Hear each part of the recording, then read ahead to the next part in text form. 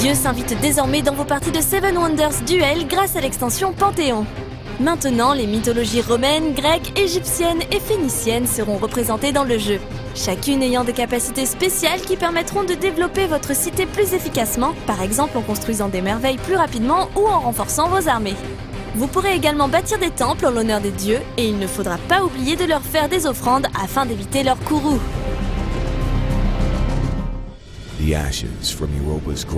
Scythe est un jeu de l'éditeur Stonemaier Games qui a rassemblé presque 2 millions de dollars sur Kickstarter.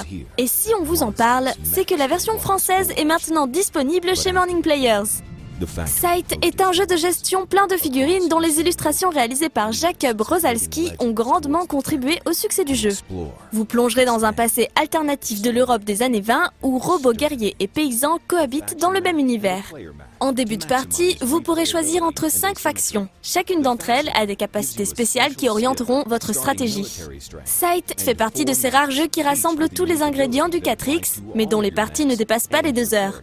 De plus, les mécaniques, relativement simples à apprendre, pourraient se rapprocher d'un mélange entre Agricola et Kemet.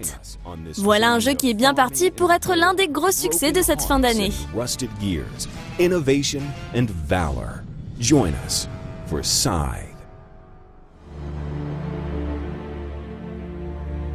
Un passage vers les ténèbres scellé par 4 runes antiques vient d'être rouvert et des créatures dangereuses envahissent la terre d'Astéros. 4 valeureux aventuriers ont pour mission d'empêcher les créatures de proliférer et de refermer ce passage.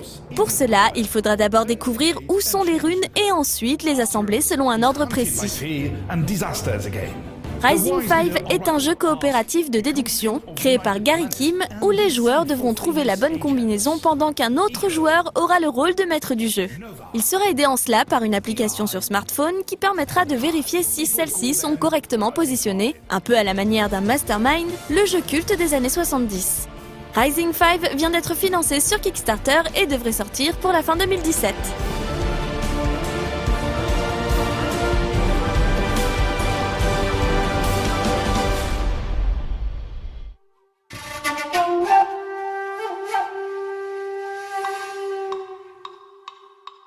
Kanagawa est un jeu de réflexion créé par Bruno Catala et édité par Yellow. Le but pour les joueurs sera de devenir le meilleur élève du célèbre peintre Hokusai en peignant l'estampe la plus harmonieuse.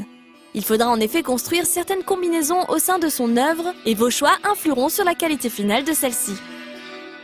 Les illustrations réalisées à l'aquarelle ont une esthétique plus proche du jeu vidéo Okami que des estampes traditionnelles japonaises, mais elles n'en sont pas moins magnifiques.